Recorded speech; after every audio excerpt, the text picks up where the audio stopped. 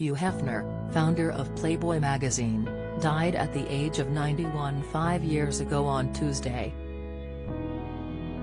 But leaving behind 4 children, 3 wives and countless Playboy bunny girlfriends, how was Hugh Hefner's inheritance split and who got the Playboy Mansion? Express.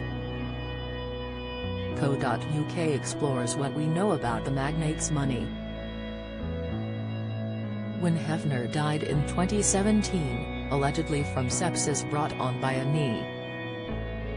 coli infection, ensconced in the infamous Playboy Mansion, he was estimated to be worth around $50 million, £46 million, only half the value of the mansion itself and a fraction of his worth at his prime. After founding Playboy in 1953 and putting over half a century of work into the brand, a combination of falling stocks and sold-off assets meant the editor-in-chief's net worth may have been far more in his prime.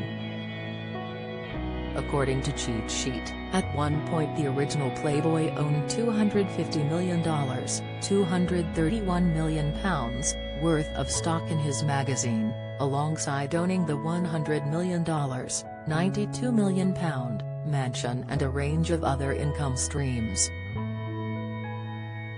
By the time of his death, however, Hefner had sold off most of what was his, including the rights to Playboy and even his own name. In 2011, the editor-in-chief created a deal with a private equity firm to buy Playboy Enterprises, which also owned the mansion. This also meant that when the mansion was sold to Hefner's billionaire neighbor, Darren Metropoulos, for $100 million in 2016, Hefner didn't get anything. The mansion is now believed to be used for corporate events. Cheat Sheet reported that in the deal, Hefner was promised a $1 million, £930,000, salary and would be allowed to stay in the mansion for an estimated $100, £92, per year until his death. As part of the sale, Hefner also reportedly relinquished rights to the Playboy brand, his name, signature and likeness. While this deal likely saw Hefner's income tanking, his living expenses were also enormous, with numerous live-in girlfriends and his family to support.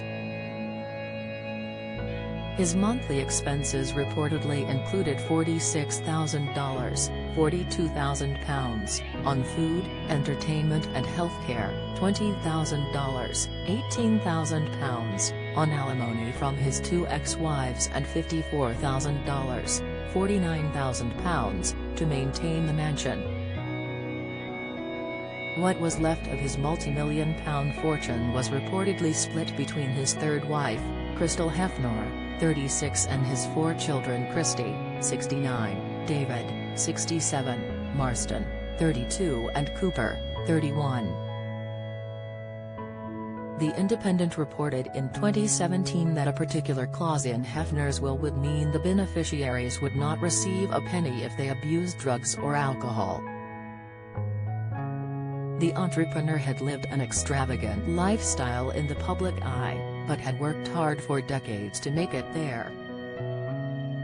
Hefner had originally started as a copywriter for men's magazine Esquire but left on bad terms in the early 50s. The writer left the publication in 1952 after he was reportedly denied a $5, £4.63 pay raise, equivalent to £55. 88, £51.70 today after adjusting for inflation.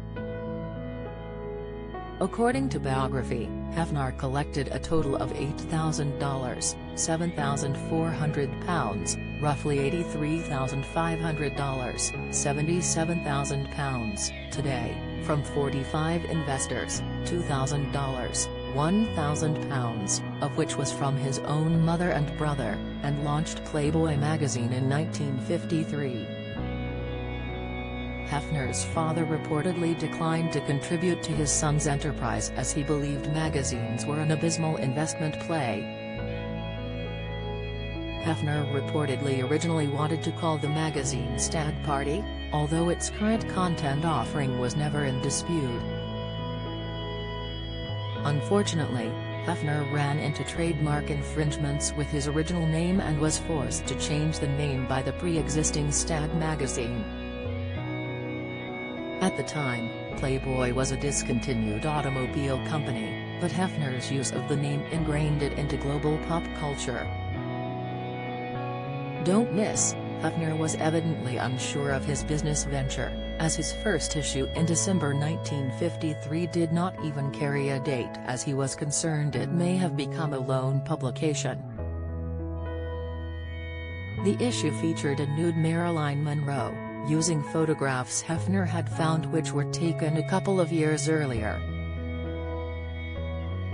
The magazine was an instant hit and sold over 50,000 copies. Many originally dismissed the magazine as a pornographic publication, to which Hefner responded by vastly broadening the content to where the magazine is now equally now for entertainment news and interviews as it is for salacious images. Monroe's influence on the magazine's success likely imprinted on Hefner as he purchased the grave plot next to hers in 1992 at the Pierce Brothers Westwood Village Memorial Park.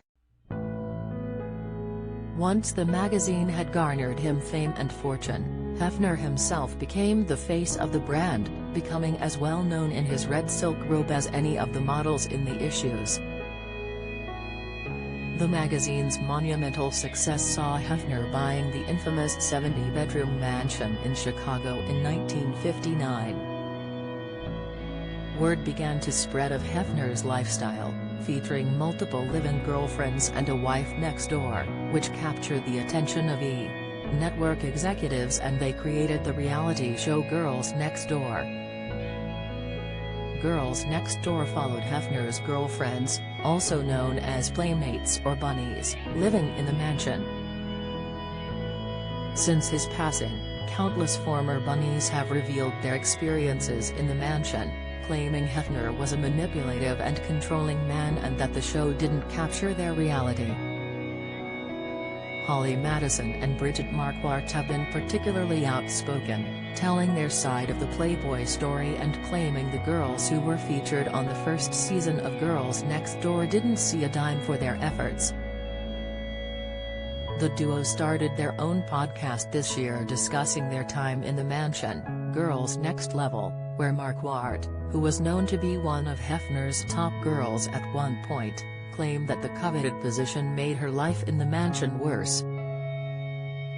She claimed his favorite bunnies would not get their own rooms, having to stay overnight in Hefner's room and were constantly under the microscope.